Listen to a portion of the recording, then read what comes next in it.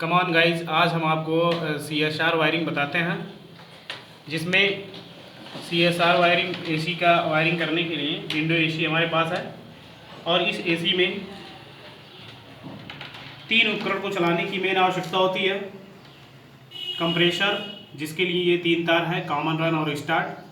Fan motor 3 speed का है, जिसके लिए 4 वायर हैं। और स्विंग मोटर में दो वायर हैं। कंप्रेसर के जो ये 3 वायर हैं, कॉमन, रन और स्टार्ट, इसमें चेक करने के बाद हमने कॉमन सफ़ेद, पीला रन और नीले को स्टार्ट बना लिया है।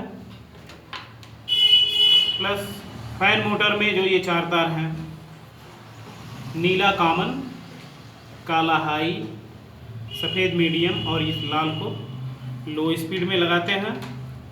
स्विंग मोटर में ये जो 2 तार हैं, इसमें एक में न्यूट्रल और एक में फेज देने की आवश्यकता होती है।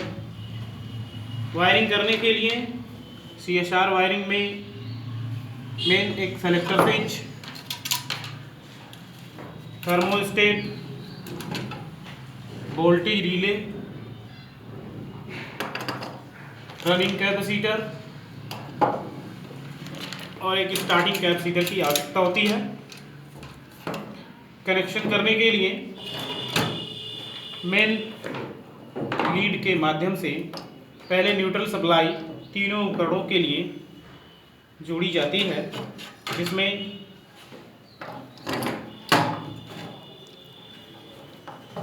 नीले तार से ये जो हमने न्यूट्रल इसको बनाया, वो न्यूट्रल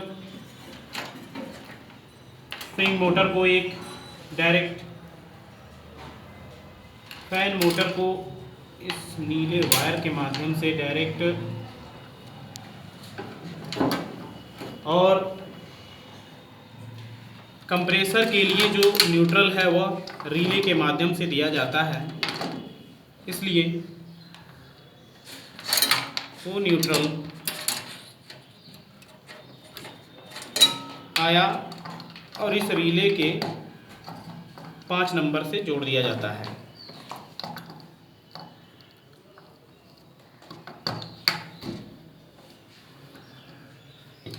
चूँकि कंप्रेसर में कॉमन हमने सफ़ेद बनाया है, इसलिए इस 5 नंबर से न्यूट्रल सप्लाई कंप्रेसर के कॉमन को प्राप्त हो जाती है।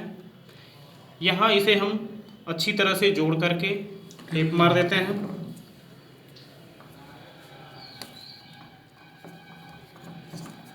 ताकि स्पार्क ना कर सके यह। अब फेज सप्लाई जो आती है, उसे मेन स्विच सेलेक्टर स्विच में जोड़ देते हैं इनपुट पे। इसका आउटपुट 4 नंबर कंप्रेसर के लिए होता है, जिसमें ये है 4 नंबर। 4 नंबर से सप्लाई आउट होती है तो 2 जगह जाती है, स्विंग मोटर के लिए और कंप्रेसर के लिए। कंप्रेसर को सप्लाई जो है थर्मोस्टेट से होता हुआ रिले के 4 नंबर पर प्राप्त हो जाता है। और इस प्रकार ये जो सप्लाई है रिले के 4 नंबर पर चली गई। इस तरह से रिले को न्यूट्रल और फेज प्राप्त हो गया।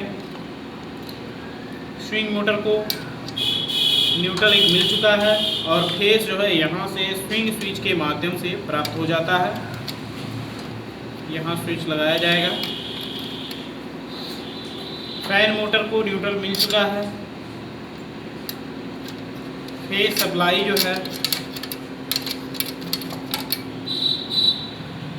सेलेक्टर स्विच के माध्यम से रेड कलर लो स्पीड, सफ़ेद कलर मीडियम स्पीड 2 नंबर से और black colour high speed 3 number से जोड़ दिया जाता है। इस तरह से स्विंग मोटर और फैन मोटर की सप्लाई कंप्लीट हो जाती है। कंप्रेसर के लिए सप्लाई कॉमन पे न्यूट्रल और रन पर फेज डायरेक्ट चला जाता है। स्टार्ट को सप्लाई कैपेसिटर के माध्यम से प्राप्त होता है, जो 2 नंबर से दे दिया जाता है। इसके लिए रनिंग कैपेसिटर डायरेक्ट 4 और 2 से जोड़ दिया जाता है। इस प्रकार रनिंग की सप्लाई डायरेक्ट स्टार्ट नंबर पे चली जाती है। रनिंग कैपेसिटर की स्टार्ट कैपेसिटर की सप्लाई 4 और 4 नंबर से और 1 नंबर से जोड़ते हैं। 1 नंबर और 2 नंबर के बीच में कांटेक्ट पॉइंट होता है जो ऑफ पोजीशन में जुड़ा होता है, जिससे सप्लाई देते ही स्टार्टिंग कैपेसिटर का करंट स्टार्टिंग वाइंडिंग में प्राप्त हो जाता है। इस तरह स्टार्टिंग के समय स्टार्टिंग कैपेसिटर और रनिंग कैपेसिटर दोनों का करंट स्टार्ट वाइंडिंग को प्राप्त होती है। कंप्रेसर स्टार्ट हो जाता है और एसी चलती रहती है।